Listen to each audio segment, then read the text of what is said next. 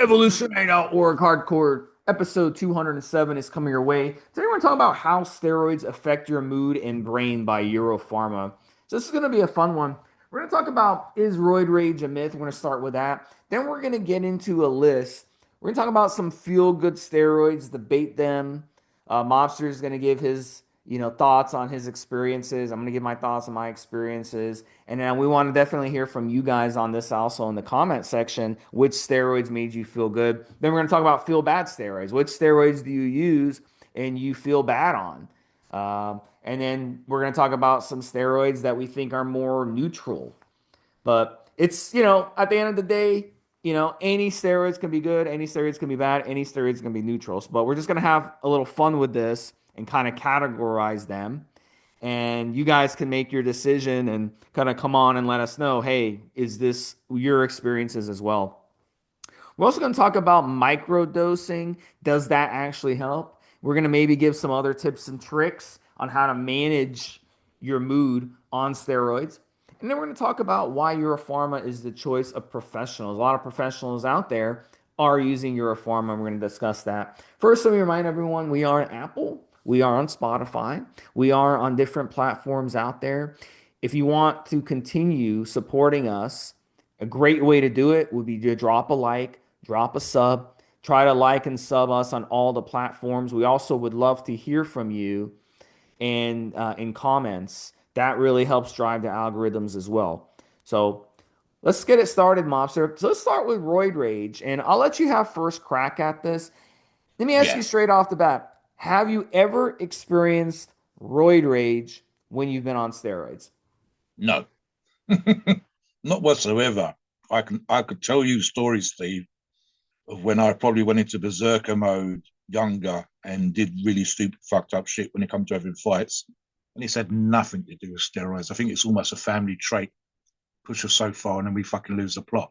On steroids, never. And in fact, almost arguably being self aware of the fact that I'm on steroids. And I would argue this is an experience of a lot of users that have used steroids more than once, knowing that you're on steroids, knowing that you could arguably that little bit more assertive and perhaps a little bit more aggressive, almost reels you in. And then we're going to talk about how we feel on certain steroids anyway. Why if I was on a feel good steroid, I would argue that I'm going to be less likely to be aggressive, etc. Look, the roid rage thing is a wonderful thing for the media to get their teeth into and really sort of use this as an excuse. We can talk about certain famous wrestlers that killed their wives, killed their children, then killed themselves.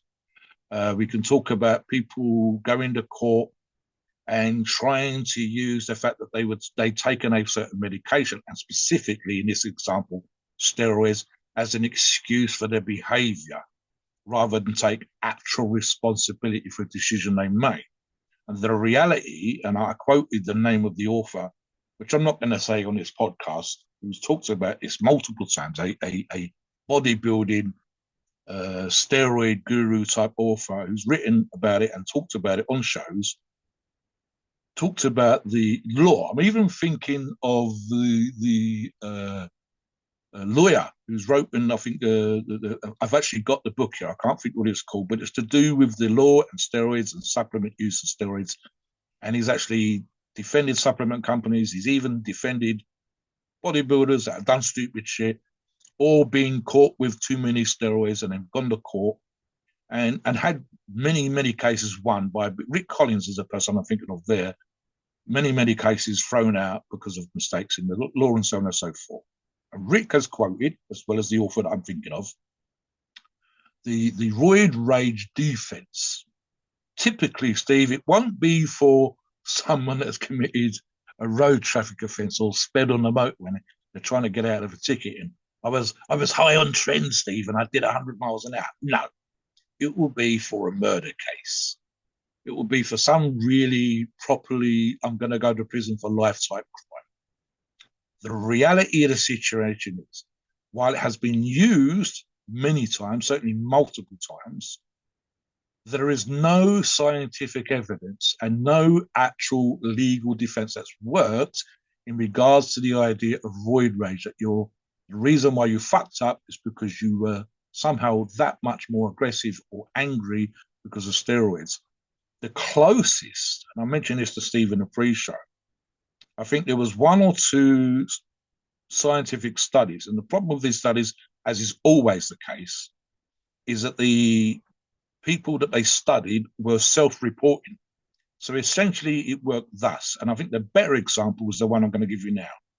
Multiple steroid users using comparable, but obviously different dosages and different PEDs, part of stacks, and so on and so forth, ranging. I believe the average was around 600 milligrams a week, but don't quote me on that. Reported how they felt on a scale of 1 to 10 before the stack, on the stack, off the stack. They might have just been doing D-bol, Steve. They might have been using Halo. They might have been, we're going to talk about some of the steroids. And so everybody was taking different amounts of different things. So they could only average out what the users were doing. And they said, obviously, most of these stacks had some form of testosterone in and so on and so forth. So the users self-reported. In the better studies I'm talking about now, they got the partners, the wives, the girlfriends, the boyfriends, the whatever, of the athlete, of the steroid users to also kind of report on the sense, what they thought this person, and again, on a scale of 1 to 10, one being incredibly passive and 10 being roid rage, running around like the Hulk, tearing off doors and smashing up cars and God knows what else. And so, again, it was all self analysis, right? There's no kind of proper scientific way to measure these things. And again, the reality of the situation was that for the most part, if he wasn't aggressive before, you don't turn into a roid raging type monster afterwards. Most people, for the most part, and we will get into the times when it doesn't happen, don't become especially that much more aggressive. I would argue that for the most part, and you and I think, would be a good example, is typically feel good on steroids in terms of sort of our own measure of self-awareness.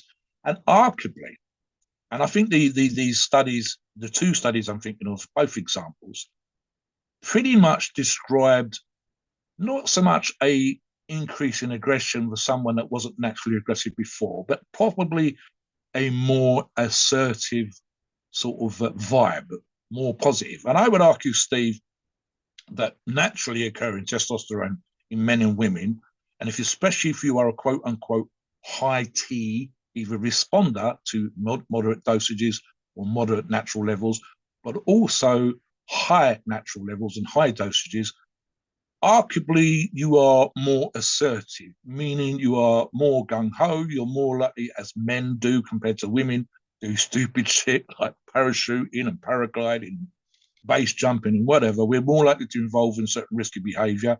We're more likely to gamble. We're more likely, quote unquote, to be violent, although it's not exclusive to men, of course, and so on and so forth. So the the suggestion of aggression, the suggestion of assertive, the suggestion of a not going to take your bullshit, and more likely to push for certain particular things, and more likely to ask for a wage rise, and more likely to ask the cheerleader out, is arguably being assertive. Not necessarily, and of course, some people confuse that. Just because you and I might, for example, want to get things done, doesn't make us aggressive. It just makes us go gung ho and assertive. But some people are uncomfortable with that. So there's the perception of aggression versus the reality. But for the most part, as far as the science is concerned, and it is always going to be difficult when it comes to using steroids, the science doesn't agree that there's a roid rage. So what do you think about that? Well, what I think, look, just like most things in life, you have one end of the spectrum where people think if you take steroids, you become like a zombie who can't control your anger, and we see this, the story of the guy who accidentally had steroids sent to his in-laws' house and the in-law or his parents' house or something, or his parent, he lives with his parents or he lives with his in-laws, and they accidentally opened the package and they found steroids, and they start freaking out like, oh my God, steroids! Oh my God, he's taking steroids. He's gonna be abusive. He's my daughter. He's gonna be uncontrollable. He's going to come home one day and start smashing up the house and put holes in the walls and all this other stuff. And then you have the other end of the spectrum where these douchebags on social media who say anabolic steroids don't affect your brain at all. And the truth is always somewhere in the middle. It's always somewhere in the middle. We know that steroids affect your brain in certain ways. They hit on different neurotransmitters. For example, dopamine. We know steroids like trenbolone will hit on dopamine receptors and affect your dopamine in your body. This is why a lot of people like to take Caber or Promi with Tren. So there are effects on your brain from using anabolic steroids. There are long-term effects on your brain from using anabolic steroids. We also know that abusing some of these harsher steroids like Tren can increase your chances of having things like dementia later in life. So it's because of the inflammation. A lot of that is because of the inflammation. When you run trend, all anabolic steroids cause inflammation in the body. That's how they work. That's how they benefit you. That's how they make you stronger. That's how they help you grow more muscle. But something like trend, which has an incredible amount of inflammation, and especially hits on the PGF2 receptors in the body, prostaglandin, those will inflame your brain along with your organs. So we know it's the same thing, Mobster, as talking about heart health. People say, oh, I had someone one time say, oh, testosterone is natural. Testosterone is good for your heart. And I was like, what the fuck is this idiot talking about? How can something be good for your how can testosterone be good for your heart? We know testosterone increase. Ask any cardiologist who's dealt with clients who've used anabolic steroids. We know that over time, especially using an excessive amount of exogenous hormones, i.e., testosterone. Let's say people who use too much TRT, they open themselves up for more chance of blood clots. They open themselves for more chance of stroke. They open themselves up for more issues with the heart. Why? Because the whole idea behind anabolic steroids is to help with anemia, which is why anabolic steroids were prescribed for people for anemia at one point. Okay. So when you're doing that, you're thickening your blood. You're thickening your blood. So of course, you're going to have a greater chance of heart disease when you're on anabolic steroids. Now, there's people out there who've never touched anabolic steroids in their life who have heart disease. That's the number one killer in America among both men and females is heart disease. All right. Our ancestors 200 years ago, that wasn't the number one killer in America. Heart disease was unheard of 200 years ago. So why is that? It's because the food we're eating, it's because the stress, it's because of other factors. Being out of shape, having a big gut, all those factors play a role. So again, we go back to the spectrum idea. One end of the spectrum is people who want to blame steroids for everything, as Mobster talked about. Oh, this wrestler killed his wife. This wrestler beat on his wife. It's got to be because of the steroids. Yes, that wrestler was on steroids. Every fucking wrestler you see on TV is on steroids or has used steroids. I can guarantee you that. Does that mean that that wrestler is a bad guy? Does that mean that wrestler is always going to beat his wife? No, that guy is a piece of shit. So whether he was using steroids or not using steroids, he's going to Yeah. beat his wife. You see He what I'm was saying? also, So I believe, Steve, drinking and taking narcotics. And the defense tried to play the steroid angle and almost completely ignored the painkilling medications that a lot of the older wrestlers are on, the opiates in the narcotics that he was actually taking it, and it's actually turned him kind of schizo. And to put it crudely, made him lose the plot and made him fucked up. And the idea that his defense team were going to try and get him out on the basis of steroid or roid rage was ridiculous. I think there's something to be clear here. And I don't think as human beings that we consider this. We are animals. We are a species, but we are an animal species. We're a mammal. And the thing that we fail to understand, as Steve's already mentioned a couple of feel good hormones right there, is that we are unbelievably affected by our own fucking hormones. And that will include in men and in women our own naturally occurring testosterone. The spectrum thing that Steve talks about, I've mentioned on another show, Steve, just as an example. Prison, there was, I've told you two examples on these shows. One was the winning football team soccer and losing football team soccer, where small blood tests were taken from volunteers of each team, the winning team and the losing team. And there was a small but significantly statistical difference that the losing team followers, the fans, had lower testosterone levels after the losing match. And the fans on the winning team side had slightly elevated. In other words, the hormone had gone up. The testosterone levels have gone up in the winners, and the testosterone levels have gone down in the losers. I also talked about on another show, just to prove that the lack of connection. And I think it was just the one study, which is not necessarily a great example because it was just the one study, where the study looked at prisoners, long-term, 5, 10-year or more prisoners in, I believe, a UK prison, might have been an American prison. And they asked for and got volunteers from the prison population. And what they thought they were going to see, especially in those prisoners with a violent record, was elevated levels of testosterone. And in fact, the great and vast majority of Mao, because it was a men's prison, had depressed levels of testosterone. And that was arguably because they were in fucking prison, eating shitty food and not getting great levels of exercise. And it was just as depressed across the whole of the population, including the violent prisoners. What they did actually find, which was nothing to do with testosterone levels, that typically these were people that struggled to read or express themselves. They had low literacy levels, low IQs. In other words, they were violent or acted out because they were struggling to get their message across, because they were embarrassed or frustrated by their inability to read. And that was the reason sometimes, the collective reason, there was always other reasons, of course, but the collective reason, a commonality was this the literacy levels.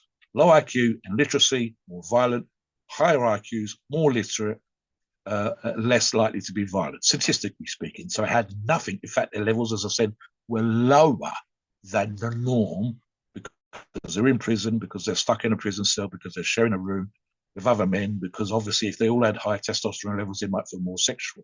We are, as human beings, male and female, from children, babies, children, teens, post-puberty, whatever you like, 20s, 30s, 40s, 50s, and so on.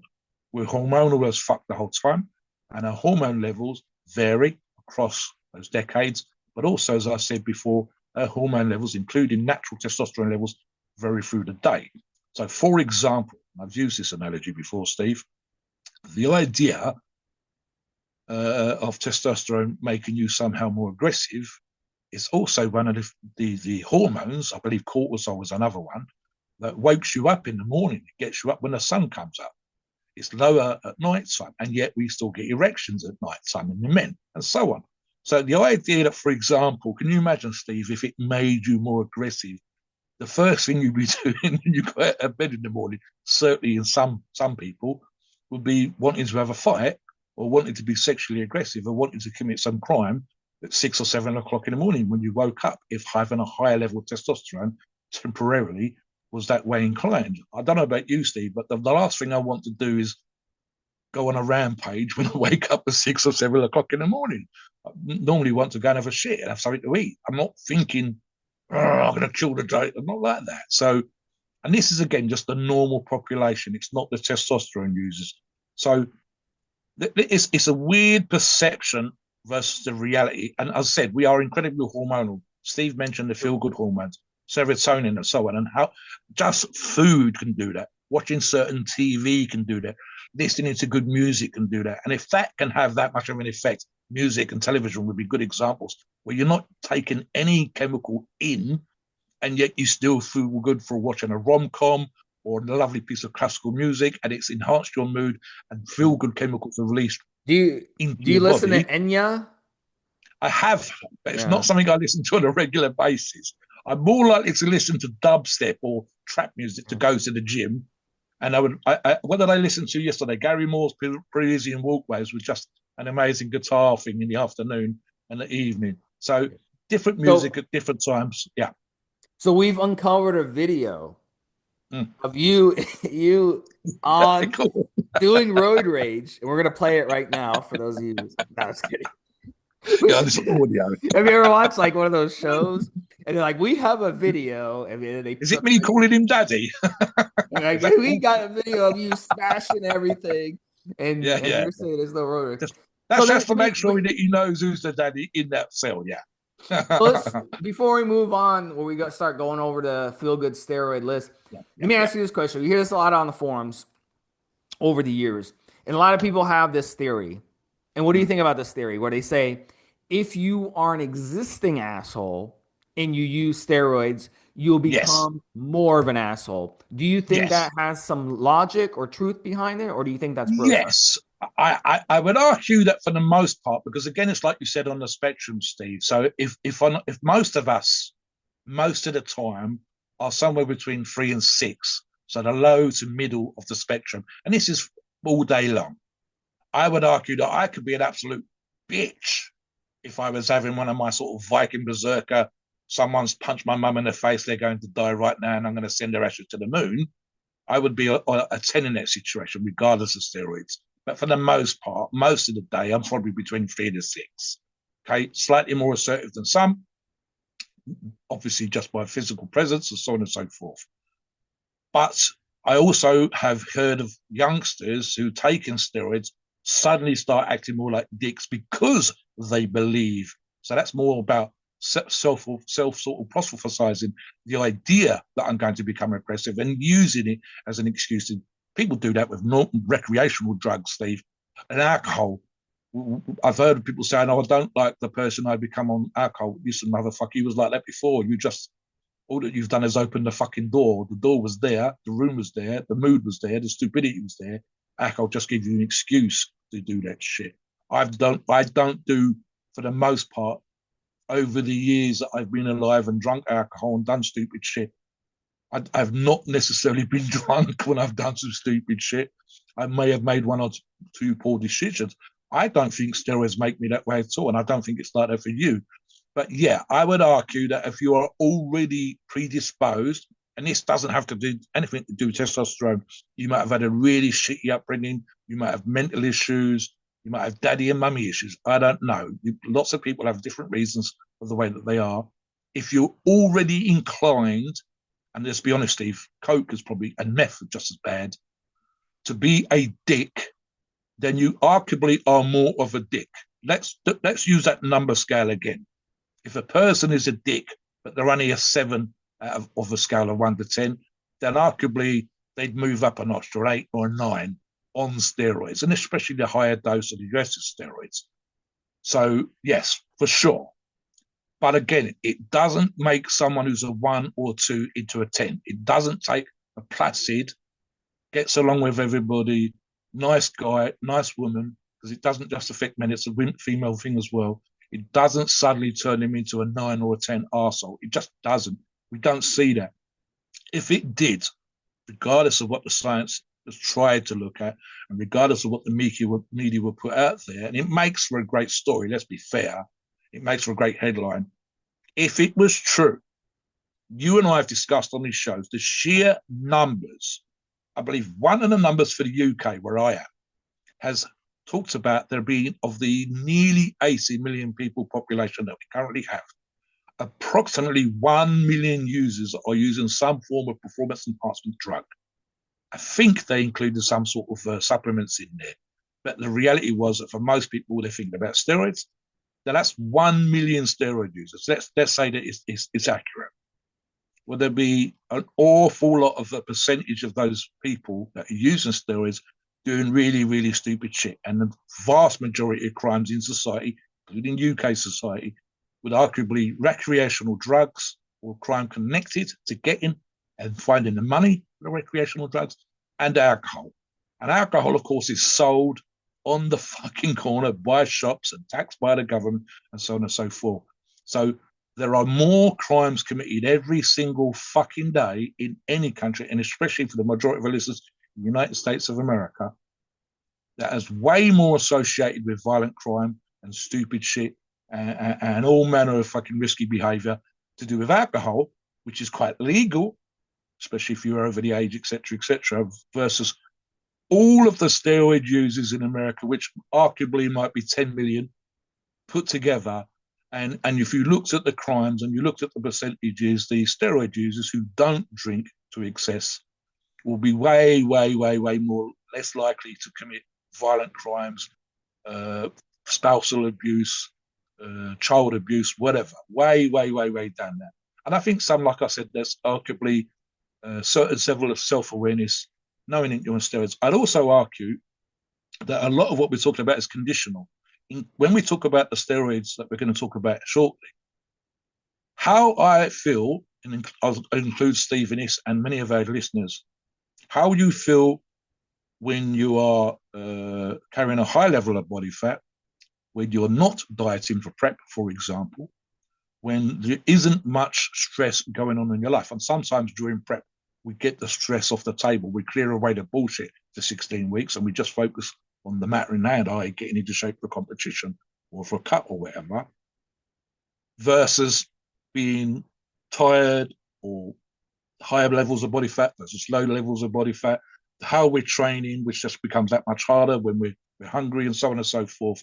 And again, if you're in the middle of a divorce, if you're in the middle of a legal case, if you're moving home, all of these stresses that really, on a scale of 1 to 10, all of the ones that are in the top 10 stresses in life would probably be that much more difficult if you was using a high dose or one of the more aggressive steroids that we're going to talk about versus not being on cycle at that particular time. So in other words, you don't need more stress coming from somewhere else. It's already going to annoy you or up your assertiveness or up your aggression. Can you imagine, for example, a fit, muscular truck driver or someone who drives for a living doing the freeways, the motorways, the in-town drops, the out-of-town drops, etc., and being cut up and so on and so forth. Most people, most road rage, never mind roid rage, most of those people have got no PEDs, no steroids, no narcotics. We see people getting absolutely losing their minds over a dented fender or whatever else for a few minutes, then calming the fuck down when they realize it's not really that big of a deal. And that's got zero to do with steroids, zero to do with alcohol, zero to do with recreational drugs. So, yeah, look, sometimes it's just a fucking excuse, I would think. There is, as we will discuss now, some steroids that arguably do enhance our mood and certainly will arguably make us feel better. Steroids that do not, and especially conditional, like I said earlier on, and some that are either way, but they're very conditional. So let's get into that a little bit now, Steve. The ones that we think are good. Let's also talk briefly now. Now let Steve talk about this. The benefits of being on testosterone vis-a-vis TRT and how that affects some people before we talk about the good and the bad. Yeah, so one of the ones on the list is low dose testosterone, and what happens is, you know, a lot of people out there have problems out there, okay? And a lot of people, they want, and one of the issues they have is they have low testosterone. So being able to get on a proper amount of testosterone replacement therapy and bringing your testosterone levels to normal levels can make you feel better. You might feel a little depressed or something else. But what happens a lot of times, though, is people, they'll get on TRT and they'll feel better, but it won't fix their depression or their mood issues. So this is something else going on in their brain that's causing those issues. So we got to be aware of that. That TRT isn't the end all. If you're lucky enough to get on TRT and you're like, wow, I completely changed the way I feel. We hear that all the time. So it can definitely help, especially if you have existing low testosterone. So it is a good idea to get your testosterone levels checked if you haven't, and see if you have low testosterone, and you may be a good candidate for doing Yeah. TRT. There's a So little bit, just to finish on that, Steve, there's a little bit of what I call an affinity. And this kind of ties in very loosely with the whole receptor suggestion, the idea of receptors that are specifically suited for and having steroids attached to certain receptors. So the affinity thing is thus. I could have moderate to medium testosterone levels naturally occurring. I'm on TRT, so I won't have any more, but let's say that I was. Like that would be around the 400 to 450 milligrams or nanograms per deciliter mark, with the low end being 300 and the high end being 900. So somewhere in the middle will be 450, 500. And I could feel great. And then someone who has a low affinity for testosterone in terms of receptor saturation and pickup and so on and so forth could have exactly the same blood levels as me, 450, 500, and feel bad. Equally, and we have seen this exactly like Steve's described, where, and I've used the word on previous shows, transformative. Someone who has a low level of testosterone in their blood, by less than 300 nanograms a deciliter, but a decent or normal affinity for testosterone can go, and especially age making a difference, stress, jobs, etc., diet, and so on and so forth, like Steve said, was inferring just now, go on to a good, normal, clinically prescribed, moderate dose of testosterone and go from under 300 nanograms a deciliter to the middle, because that's typically what a clinic would prescribe you to go to, 500 nanograms a deciliter, in that range, and feel fucking godlike. And I've used the description of politicians being able to persuade more voters to vote for them, salesmen getting more sales, people that manage sales teams encouraging their team to go out and get more sales, selling more cars at the car showroom or whatever else, just because you are on TRT and you feel great. And the great reason, even in modern society, arguably is where we are when our testosterone levels are at the highest, i.e. typically around age 35, 25 to 35, versus the levels that drop off 1% year on year thereafter. And being able to get your testosterone levels back to the level when they were at the highest, and that you was kicking the most ass and getting the most girls and being the most successful at work and your education and so on and so forth, can be, for some people, not every person, and it does vary in dosages. Remember, clinics are not trying to get you to 1,200 nanograms a deciliter or more. They're only trying to get you in range. But it should do, for the majority of people, make them return to peak natural levels. And for most people, peak natural levels are when they were out there grabbing ass, kicking ass, being successful, doing all the things that they would normally do, and so on and so forth. Now, that might be weird, Steve, if you go from 60 years of age, low levels, back to feeling like you're 35, you might start doing stupid shit like you were doing in your 30s and so on. But for the most part, people do tend towards feeling better. And again, it's like I said, we are hormonal. And the peak levels and how we felt at peak levels versus low levels. That is, Steve. There's a couple different things. I talked about dopamine earlier. Now we get into these feel good steroids that will happen on steroids. And dopamine, as Mobster mentioned earlier, it is our neurotransmitter associated with reward and pleasure. So like when you're going, let's say you're playing the casino, buddy, you're playing the casino and I know boomers love to do this. They love to go and push the button or pull the thing down on the slot machines. And they pull it down, they lose their money. They pull it down, they lose their money. They pull it down, lose their money. Do it 10 times, 20 times, they lose money. And then finally on the 36th time they do it, Mobster, they pull it down and boom, boom, boom, boom, they hit money. So they get back all the money back that they just put in the machine. And then they keep going another 35 times before they hit even less money. So over time, the machine's taking more and more money. So why do they keep doing it? You're losing money, right? They can open the machine up and actually set it. I'm sure most of you know this, right? Mobster, you knew this, right? They can set it to give or take your I owned money. a machine, Steve. There's a motherboard in the back of the machine, and it Yeah. actually tells you the I used to own return. one of those things. Yeah. And Yeah, you can me too. actually Yeah, there's like a number that you can set it yep, for 1 to 10. 10 pays out more than it brings in, and then 1 takes more money, So, yep, so yep. basically, the way the casino set it up, they put a certain machine somewhere. You don't know where it is, but they'll set it up so someone wins and this way everybody gets excited. So when you're sitting there and you're playing the slot machine, you hit the money, you get that dopamine rush, and it makes you want to keep going. That's how addictions work. It could be any addiction. It could be vaping, smoking, porn, sex, any type of addiction, you want it. You want it over and over because you get that dopamine rush, and then you crash after. So that is one of the things that can happen on these feel good steroids is when you're using them, you get that euphoria. Other things like GABA, serotonin, and other neurotransmitters also make you feel good. They make you feel relaxed. So on these feel good steroids, you get a lot of that action going. Also, you combine this with the endorphins that you're going to get during and especially Yeah, after you from finish working out. Yeah, a yeah, workout. You feel yeah, great. Now you add the dopamine, the GABA, the serotonin from the steroids. You add these, the other things that you get as well. You also get the androgens from these steroids. You get the estrogen rush from these steroids, and that combines after workout. You feel this euphoria when you're on steroids. You get a nice pump at the gym. You're stronger. You feel good about yourself. Combine all this, and yes, you will feel good on these steroids in the usual situations.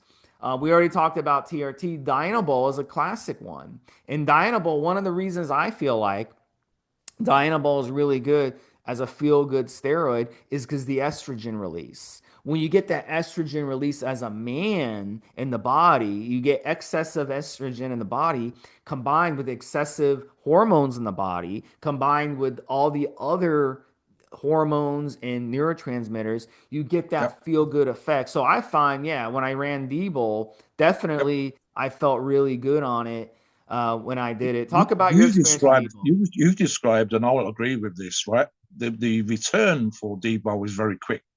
I've said on other shows, put on £1 per day. The first 4 days I started using legitimate Debo from a company like Euro Pharma. I'd been using product that had probably nothing in for 8 9 days, whatever it was. I've talked about this on other shows. Got zero results, and then when the legitimate stuff turned up, £4 in 4 days. The first 4 days, it's £1 a day. The pump we've talked about it. So not only am I growing very very quickly, which is always awesome on steroids, got to be. That's the reason we're fucking using them. Getting stronger very quickly, just from the leverage by virtue of the water weight that I'm putting on, because a lot of it, of course, is water weight. Steve said already the estrogen, the feel good hormone in terms of the serotonin and the reward hormones from the pump. Oh my God, I feel bigger. I feel more muscular walking around, especially if I'm new to steroids. I'm getting a great pump and so on and so forth. So, yeah, absolutely, Steve. Something, and I said, this is a reward thing in and of itself. I said that pretty much my first 2 3 maybe even 4 steroid cycles were all Debo. And I knew that for the most part, I would take 30 milligrams a day for 4 to 8 weeks, typically 8 weeks back in the day. I would put on typically on a debow cycle £10, and I would keep 5 6 pounds. I know I'm going to get bigger. I know I'm going to get stronger. How the fuck is that not going to make me feel better about using steroids and kicking ass in the gym and so on and so forth? And even, although it has less of an effect of some of the others we're going to talk about, it even affects your appetite. So it's that much easier to eat more. That comes from the training and whatever else you're doing, but also the debowl itself, Steve. What about, for example, yeah, You go on. also get those exposed. You also, get the from the Debo. It's also cheap, so that Oh, makes you great. feel Yeah, good too. Because you're like, yeah. man, It's a reward. Yeah, yeah, yeah. reward. It's like, It man, I is. bought this. I bought 6 weeks of Debo, and it cost me less than it cost me to wash my car. Deca's another one. Deca, you get a nice anabolic effect without the harsh androgenic effect, and I think that helps a lot of people feel good on it. And you also get a nice steady estrogen effect, but not a super crazy estrogenic effect with DECA. So DECA is kind of like a watered down version of testosterone without the excessive water retention and some of the other side effects you get of maybe feeling cranky, especially when you're running high doses of testosterone. So DECA, I felt good on DECA. You, Mobster, talk about DECA and then talk about Sustanon, your experience with feeling good on Sustanon. Well, I've always used Deca with Sustanon. I know that some users have struggled specifically with Decadic, which is not going to make you feel good. But again, sometimes it's because they're using a form of testosterone, including Sustanon, and they haven't got the ratios right. And that can make them feel a little bit off. Equally, when Steve and I talked about Deca and Sustanon together, we talked about the boost of the appetite being absolutely fucking crazy Doesn't affect me in that way anymore, but certainly the first few times. And that means I knew, like the D-bowl, that I was going to get bigger. I knew that I was going to get stronger. And there's definite reward there. And again, arguably, because of the response, it was very cost effective for me. I've never needed to run it at high dosages. On the Sustanon, and again, I don't think most users of Deca and Sustanon run these solo. Typically, they will be together or with some form of testosterone.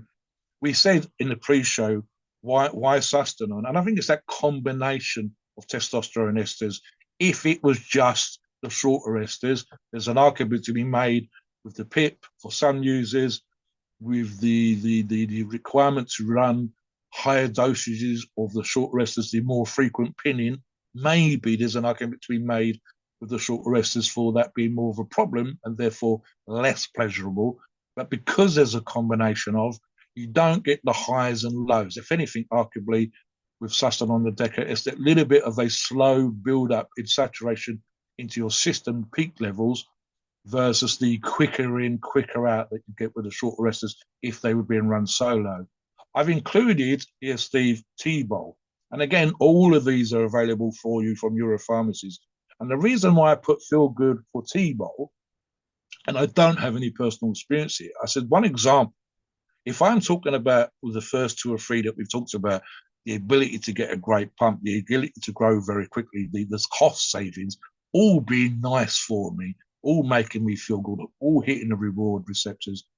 One of the issues that would occur, and I'm thinking specifically for myself with Sustain on the Decker, Steve, the growth was so goddamn quick. And I've said many times on many shows, going from 280 pounds back in the day to 300 pounds on a Sustain and Decker cycle, moderate level, Steve, around 800 milligrams, there or thereabouts. That again, 4 to 8 weeks.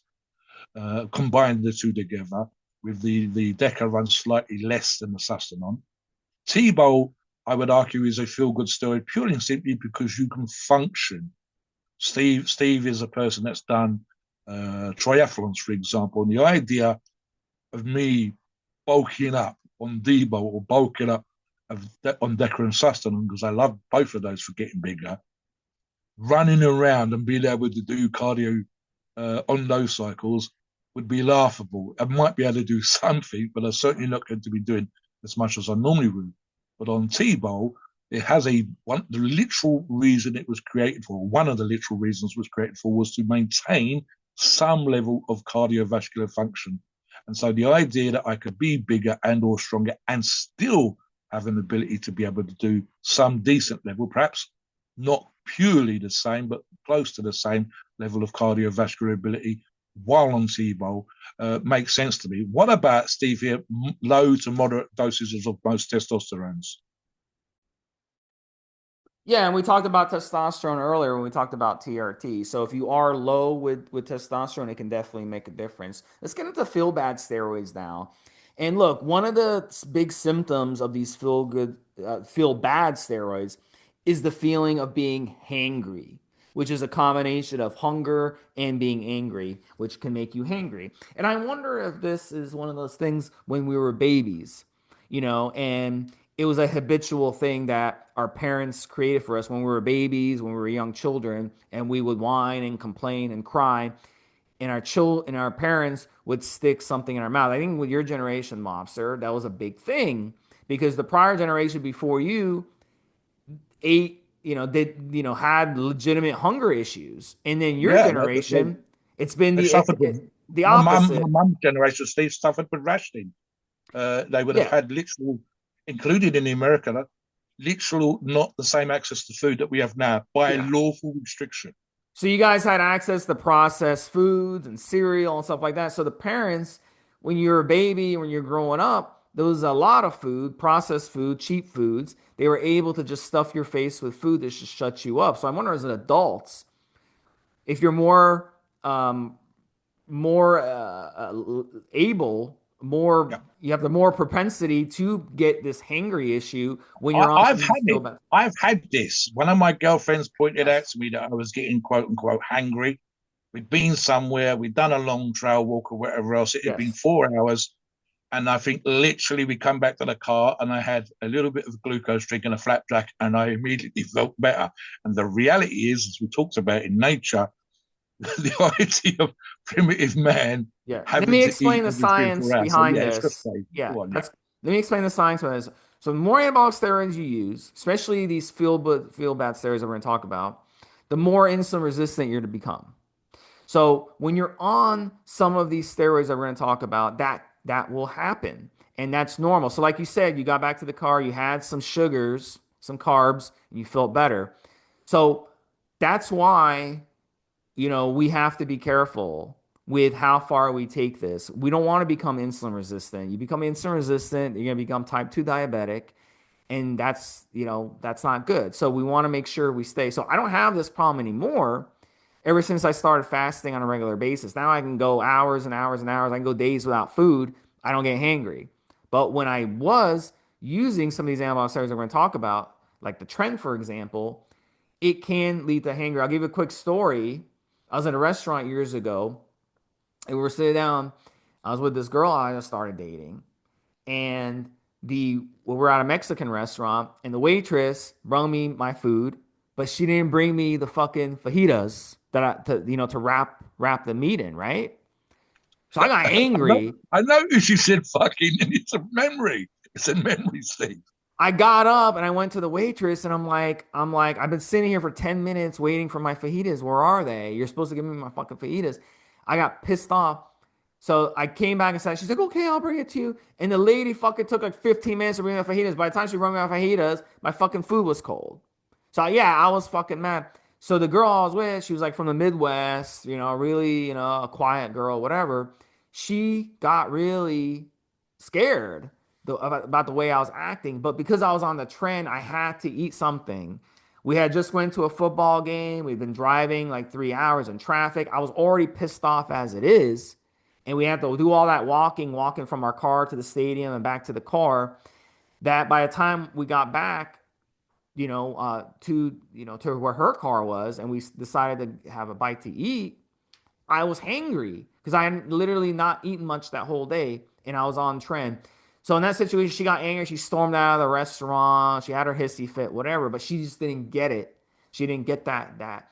So at the end of the day, trend can make you do things that you don't normally do because of that excessive androgen effects and its ability to cause a huge amount of inflammation and its ability to cause you to become more insulin resistant. And that's what happens, Mobster. In your situation, you got back in the car, you had carbs, your muscles are like a sponge. They want carbs because Yeah. they want to grow. They want that inflammation. They want that glycogen to go into the muscle. So, yes, your situation, your body was telling you, give me carbs, give me carbs, give me Yeah. carbs. Did you Yeah. need carbs? Were you going to die if you didn't have carbs? No. No, But your yeah. body I've been wanted to the it gym, and Steve, you and then got done the trail walk. irritated But to, yes, I to did the want it. woman. Yeah. So trend can definitely cause that. Another one is high dose testosterone. A lot of people don't realize Yes. this. When you stay on high dose testosterone for a long period of time, you will Yeah. produce too much androgens and too much estrogen, which can backfire in goals Yep. and cause you to become irritable, and it will cause more insulin resistance as well.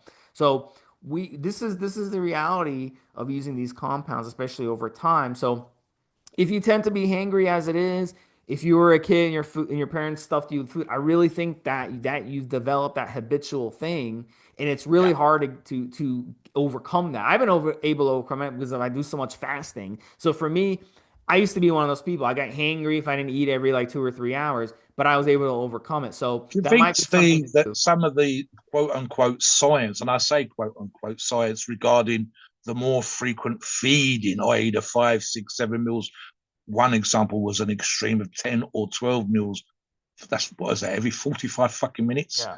But by when you're bodybuilders. using Yeah. trend, you have to be eating like that. Mm. You have to be getting in those carbs because what ends up happening is you wake up in the middle of the night in a pool of sweat and you'll Yeah. be shaking. You're like, oh my God, Yeah. like what happened to you? And then you're gonna have to, like you said, eat like a quick pancake or have some juice or something to get your glycogen. Some of these feel bad steroids, Steve, and I've made a note here, will affect your sleep.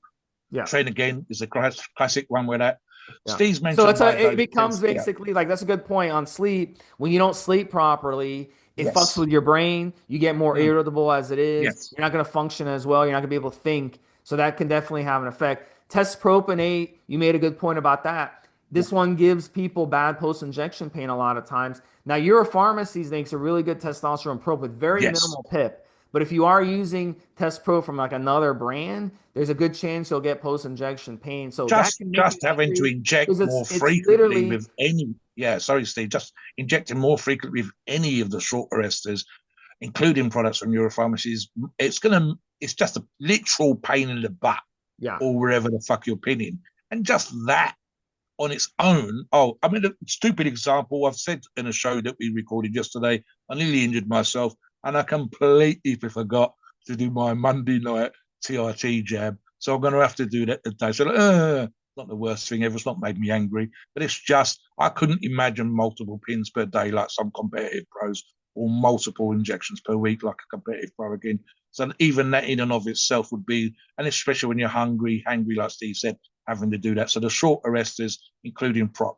The classic two, Steve, and you mentioned one, and I had one, was the Halo testing and Superdrol. I'll just touch on the Halo and I'll let Steve talk about his own personal experience with Superdrol. So Halo testing, I would argue, Steve, that for the most part is a nasty, horrible fucking steroid, but has been deliberately used by people like myself, and I've done this for this reason, as a lifter, as a strength athlete, as a powerlifter specifically, pre-competition at moderate to high dosages, deliberately to encourage that level of focus and aggression. And especially again, if you're trying to make weight for a weight class. So you're hungry, like Steve said earlier on. And then I'm taking, and I've even used check drops to deliberately be more focused, more aggressive, more come on, we're going to fucking take the championship, we're going to get this record on the day as a actual steroid for anabolic reasons, for creating muscle, for going to the gym. I would argue that long term, it's not recommended 2 to 4 weeks, moderate dosages. I have heard of people going, and again, myself would be included here, the day before or the day of a competition early, 100 milligrams just for those 24, 48 hours to try to get the aggression to high levels. But and again, I'm trying to peak with my training, my diet, my everything, especially if I was trying to make a weight class. So I'm focused on the idea of being specifically inclined on a certain particular day to have the most strength I could possibly have. And the idea of being more assertive, more aggressive on that day is something to be encouraged. But long term, no. And certainly, I haven't seen a single guru ever that's talked about running Halo for 16 weeks without being laughed at the fucking room. And again, the other side effects in terms of the effects on your health, I would argue would be a bad idea. Talk about specifically here as a feel bad steroid Superdrug, because I know that you've had Yeah, warm, rosy memories of Superdrug. Super Draw is something I'll probably never use again. I mean, this stuff works amazingly well, but the stuff makes you feel like shit. It's so fucking toxic. It's so inflammatory in the body. It strains your organs, and you just feel like crap. You drains your energy. You literally have no energy to do nothing except go work out, and even during your workout, it drains your energy. So that's going to make you feel bad as it is. Winstrol, did you touch on Winstrol? I can't remember, Mobster, but Winstrol, look, at the end of the day, it can do things like shed your hair, it can dry your joints, it can make you feel irritable, it Yeah. can give you headaches. So that can make you feel bad as well. But again, some people love Winstrol, some people don't. Some people love Superdrol, some people don't. It just depends. So let's know in the comment section what you think. A couple of neutral steroids that we wanted to talk about. These can kind of go Either mostly, way, yes. either way, but Yes. Anavar, Masteron, Primo, and Equipoison. And look, at the end of the day, what do they all have in common? They're mild, they don't throw off your estrogen, and they aren't super androgenic compounds. So that is why they're sort of neutral in between.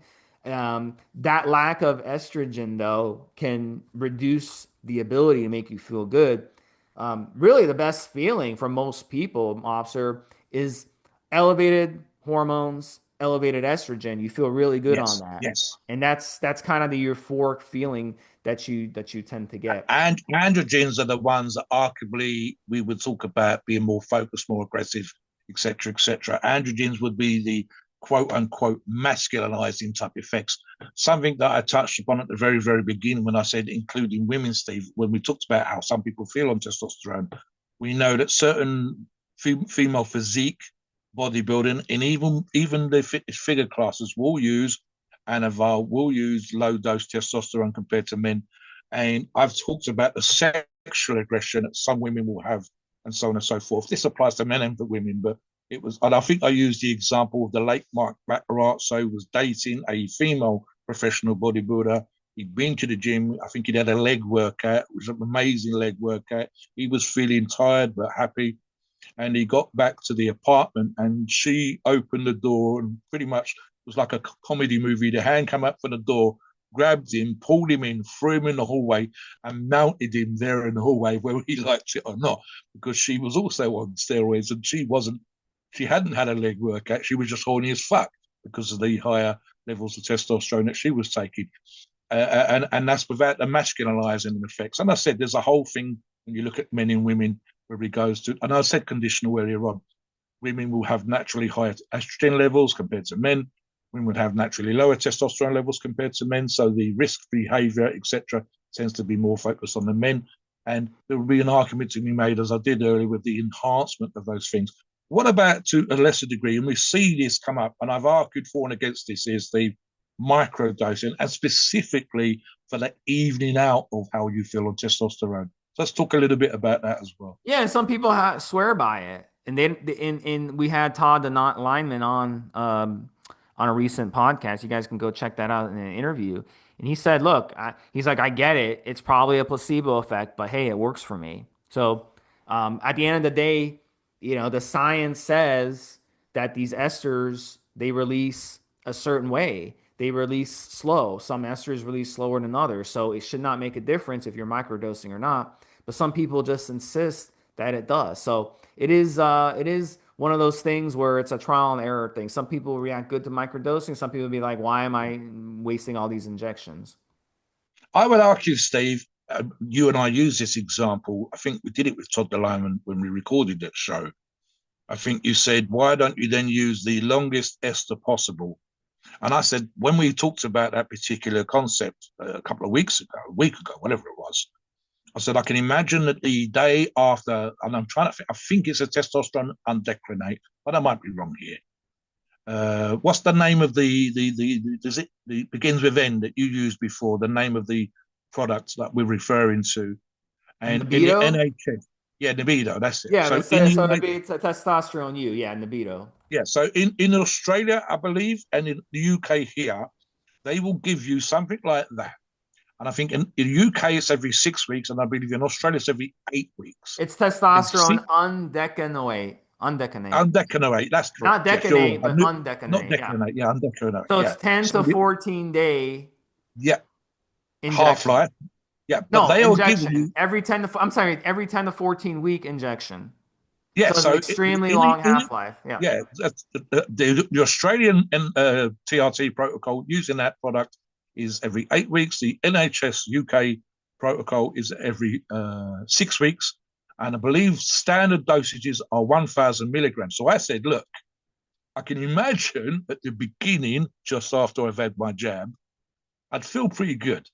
My testosterone levels are high or topped up back to where they was before. I can only imagine the day before my next 6 week jab, or in Australia, my next 8 week jab, I'm probably going to feel a little bit different to what I did on day one. So that example versus the obvious example with the microdosing of a moderate to long ester, say, for example, the difference between test prop and enanthate or cypionate. I can't imagine. And as I said also, Steve, testosterone levels vary quite naturally through the day. But again, it's that small percentage of users that will swear blind that the microdose, half a mil or less, say typically, maybe let's just use an example of 50 to 100 milligrams of testosterone into the fold of skin on your belly fat at the base of your stomach there, makes them, and again, this will be a small percentage of users that respond, as I said before, with the affinity to how they respond to testosterone, having a sort of level sensation to their mood, a sort of tipping over nicely at 5 or 6 all day long sensation to their mood, whether that's at work, whether that's driving, whether it's in the relationships, versus the perfectly normal, natural up and down through the day. up and down through the night, up and down through the weekend, up and down through the month. The idea that men aren't hormonal compared to women is just as much bullshit. We are. We get a reward at work, we get a pay rise, we're going to have the same ups and downs and feel good hormones and so on and so forth, Steve. Yeah, we're nearly finished on what the area, guys. I'll talk very quickly, Steve, about Euro Pharma, and then I'll do the disclaimer. Yeah, professional bodybuilders love Euro Pharma for a reason. They've been around for 15 plus years, providing high quality gear to professional bodybuilders. So all these steroids that we've talked about, your pharmacies, they have it. And the nice thing about it is when you buy from your pharmacies, you know you're getting what you order. So if you want to try out any of these steroids, the feel good steroids, feel bad steroids, the neutral steroids, you want to try them out, you want to see how it works for you, you can head over and check out your pharmacies. You come on the website and we will show you where to get your pharmacies. But they are a very high quality brand, one of the Yeah, top brands in the world. absolutely, Steve. I think the beginner's sense of how they feel on steroids versus the more experienced users. I'm an experienced user. Steve's an experienced user. We love Euro pharmacies for that particular reason. We know what we're getting. We know what it's dosed. We know it's been tested, and it's one of our favourite sources for that particular reason. Let us know your thoughts on the subject. Come onto the forums. Let us know in the comments below how you responded, how you felt. Do you agree with the roid rage concept, and so on and so forth? Please, as always, please note we are not doctors and opinions are ours. It's our view based on our experience of views on the topic. A podcast of informational purposes and entertainment only. The freedom of speech and the First Amendment applies.